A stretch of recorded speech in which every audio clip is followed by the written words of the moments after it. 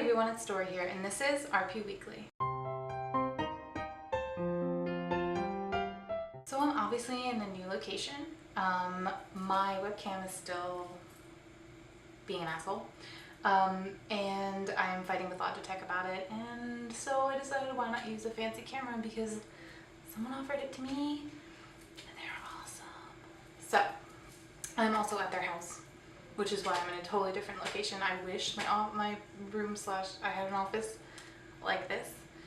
So this week, welcome to episode 15, I believe. Thank you again to all the messages and the subscribes, and you guys have been really responsive to me adding indie blogs in, which I think is really awesome, so thanks for that. The first up for notable blogs, I have Charleston University RP, and this is obviously school university roleplay. It's set in Charleston, Montana, and they welcome OCs. But what I thought that was really cool about them is they have a positivity blog for the group. So you send in cool messages about, out of character about people's characters, or just people in the group in general, or the admins, or their roleplay in general, which is a really awesome thing. It's been a while, I think, that I've seen a roleplay that has that happening. I know there's confession blogs. They used to be a giant thing. Now it's kind of switched to gossip blogs. But confession blogs, when I first started role-playing, was about more than just confessing, you know, this character likes this one, or it'd be cool to see this happen to this character. I know personally I've received lots of things like, this plot makes me really sad, or just knowing that something that you wrote has affected someone in some way, you know? So that was really cool. So next up is Poke Island RP, and this is obviously a appless Pokemon roleplay. It's set on an island, and this island is actually kind of like a resort, so you have characters that are rich enough to stay there. Then you have ones that are working there for a living, so they would work and then become Pokemon trainers in their free time. The cool thing is they have regular tournaments for Pokemon trainers. They also they have this sort of setup where every 2 weeks you can ask for, or you can request a new Pokemon, like as if your trainer had caught them. Everyone has a different starter Pokemon, so you can't apply with a starter Pokemon that's already on the list of taken. You can also request for your Pokemon to evolve as well. And another thing to note is that this plot, what makes it different is it's more focused on the older crowd of terms of character ages, instead of, you know, how like when you're, I forget what age, like 11 or 13, you go off and become a Pokemon trainer. Well, this is focusing on the adults who don't necessarily want to intervene with the young trainers, so this is kind of a resort for them to go to. So next is Dreadful HQ, and this is a roleplay that's based off of Penny Dreadful and Crimson Peak. They are obviously set in the 19th century, and what was really cool, aside from the plot, is that they offer so many different resources to look at, and even just media to watch, like TV shows or movies, like, or even books they have, like Frankenstein or Dracula.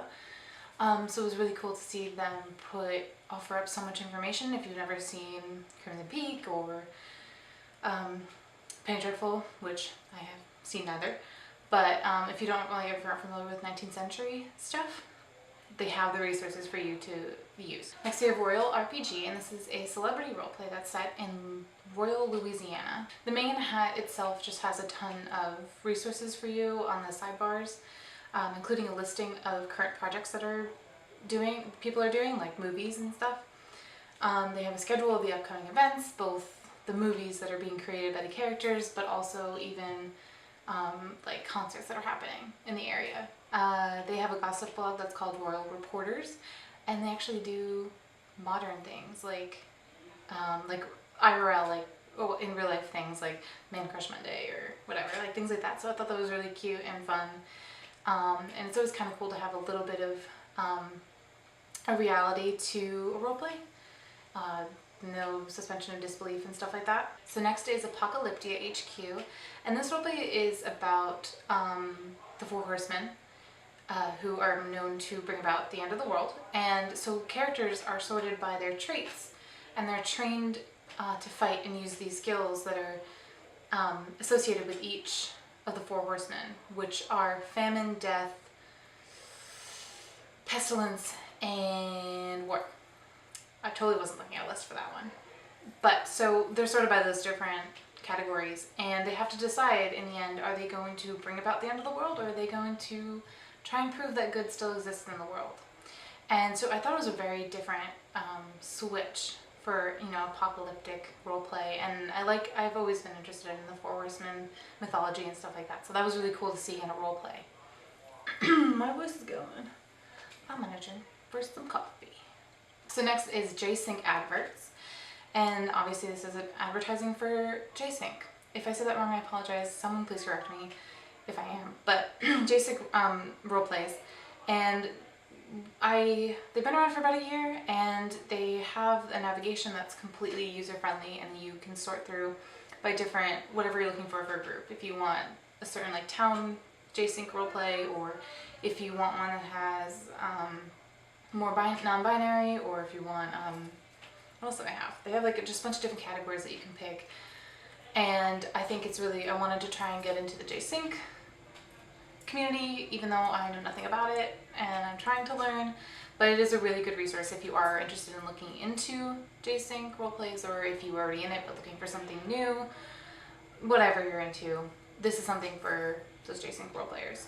And next is Crackship.net, and this is a new blog. They have a similar setup to Helpers of Indie, where they have members who contribute content, which is obviously crack ships.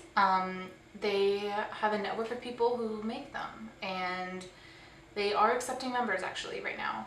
They have, I believe last I checked, like 4 members or 5 members.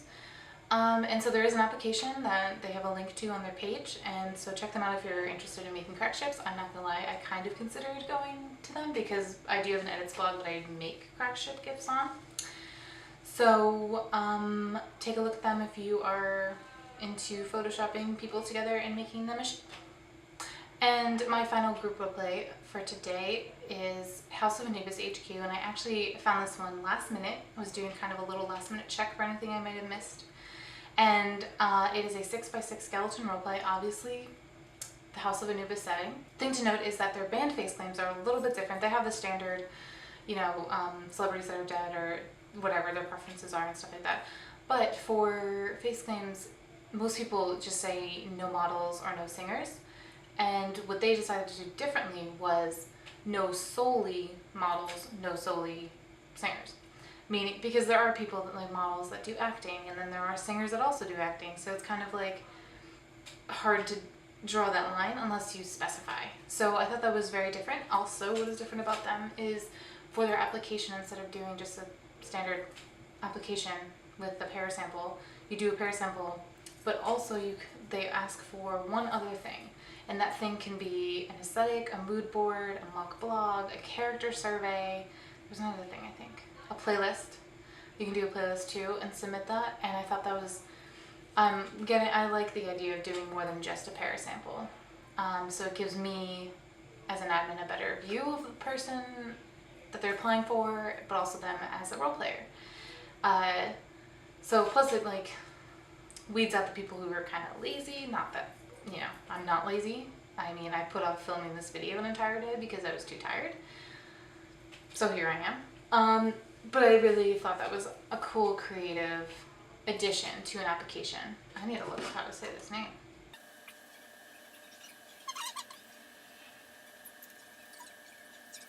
Okay, shout out to the girl that I just looked at video. So for indie role players this week, I have Ask Jean Prouvaire. I hate Lena's names so much. And they're an open and really friendly role player. Obviously it's Les Mis. And then I have Sugar Bays, who is a new indie blog, or new when I found them. They might have done stuff since I did. I plan this like during the week, and then I list it, and then I sometimes do a check to see if they're still alive or not. But hopefully they are still there and doing their thing. They are new. They have multiple muses. You can view the muses, and they're from the browsing that I did, they're all different ones, so you kind of can pick based on your preference of traits and stuff. And next is Tentaculi. I think that's Cooley. We're gonna go with it. They are a multi-muse, roleplay, multi-fandom, multiverse all of it. Next is No Big Scum, which is a multi-muse supernatural indie blog. And finally, for notable blogs this week, I have Asgardian Werewolf, and shout out to them for so kindly leaving us a message on one of the RP Weekly videos. So shout out to you. They have a werewolf OC that's set in the Marvel Universe. It's a Tom Hiddleston face claim. They also have a newer, I guess, side blog, which is British London Werewolf, and I'll link that also below underneath. As always, all the links for all these blogs that I mentioned and the goodie bag will be in the description below. So for roleplay trends this week, I have a couple things. So we have plots similar to the movie Nerve coming out a lot. And next we have, this one's really cool, I guess it would count as a trend. So CAM RPs, CAM RPS, are doing K-pop alternatives to popular face claims. Like, I know I've seen Kat McNamara and Matthew Daddario, and I thought that was a really cool thing. I am going to link it below in the goodie bag list. It'll be the first thing there for you to take a look down that tag, because that's an awesome thing. And as someone who, I like to see differences and more underused face claims. And finally, for RP trends, I am seeing a great increase in awareness about the constricting vibe of gender ratios. So instead of doing RP advice, which actually I didn't even do last week, I don't think. That was a whole week ago, I don't know. But mainly because it's hard for me to kind of think up advice, and also there's tons of advice with these RPH blogs that I offer up and just in the community alone. So I figured, why not do something a little bit different? So I have an RP wish list, and this is just going to be me being like, I want to see this kind of role play out there. This would be awesome, and I would do it in like a heartbeat. So here we go. So what I've decided to do with this RP wish list is I'm going to kind of rate them on how much I really, really want to see them. And the scale is going to be 1 corgi to 5 corgis. That's what it's going to be. So let's get started. So the first one that I'm going to say is Doctor Who group roleplay. I'm going to do group roleplays for this because they're going to do RPs for everyone. So a Doctor Who group roleplay, I'm going to put that as a 2 corgis. That's what's going to be, 2 corgis. Next, this one came to me actually this morning. The Weekenders, which if you don't know is an awesome show from like the early 2000s, 90s.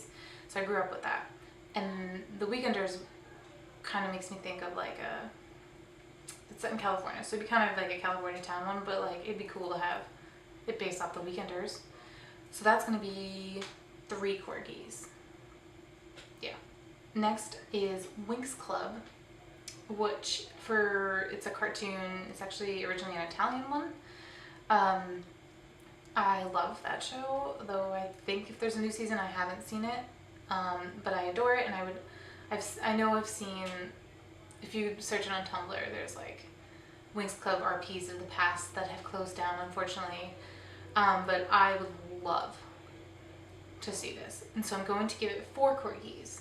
Next is Gallagher Girls, which is a book series actually, and the rumor is that they're making a movie of the first book, and I actually would pay as much money as possible to see this movie on opening night. I love the series. I kind of grew up on it. It's kind of inspired me to do my own screenplay of a female character that's a spy. And obviously, if there's a group roleplay of it, I would join it in a heartbeat, no doubt at all. I would send an application immediately. And this one, I'm going to give 5 corgis to. 5 whole corgis. And in case you haven't noticed or seen my earlier videos, I'm a huge Dragon Age fan. So clearly, I would do a Dragon Age roleplay. I have an indie roleplay right now that's a Dragon Age character. I am writing a giant Dragon Age fanfic, and by that I mean I'm really behind on my word count. But I would join a group roleplay for this, and I'm going to give it 5 corgis also, because yes, 5 of them. 5. Please do it. Next one is, I thought about this randomly the other day because I was thinking about 90s shows, and then I thought about the Rugrats, and then I thought about the brief time we had all grown up Rugrats. And so I would love to see a role play with that. That'd be awesome. And so I'm going to give that 2 corgis. Definitely 2. And I'm gonna move on to, what do I want? All female organized crime roleplay. Yeah. Like, obviously, like, there could be male characters and non-binary.